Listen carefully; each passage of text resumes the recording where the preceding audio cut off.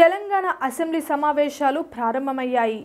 సాగునీటి ప్రాజెక్టులపై ఇరిగేషన్ శాఖ మంత్రి ఉత్తమ్ కుమార్ రెడ్డి అసెంబ్లీలో శ్వేతపత్రం విడుదల చేశారు. 2014 వరకు నీటి పరిధుల సామర్థ్యం 57.79 లక్షల ఎకరాలు ఉంటే మొత్తం ఖర్చు 54,234 కోట్లు అని అన్నారు. 2014 వరకు ఒక్కో ఎకరానికి 93,000 కోట్లు ఖర్చయిందని తెలిపారు.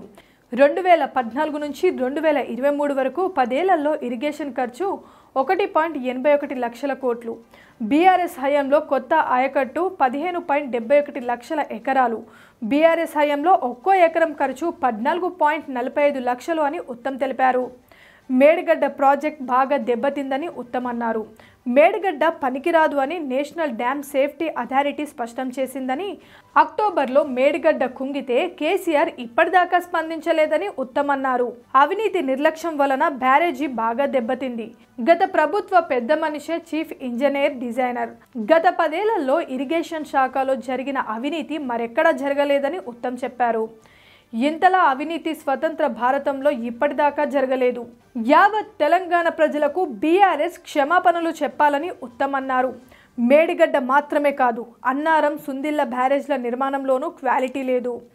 అన్నారంకు కూడా క్రాక్స్ వచ్చాయి. అన్నారం బ్యారేజ్ కూడా ప్రమాదంలో ఉంది. అన్నారం బ్యారేజ్లోని నిన్నటి నుంచే లీక్లు మొదలయ్యాయని ఉత్తమ్ చెప్పారు. వెంటనే ఎన్డీఎస్ఏకి సమాచారం అందించాం.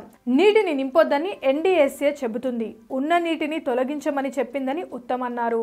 Please subscribe Pragna Media. Please like, share, subscribe to Pragna Media. Pragna Media, please do like, share and subscribe. Please subscribe to Pragna Media. Please like, share and comment if you like the video. Pragna Media.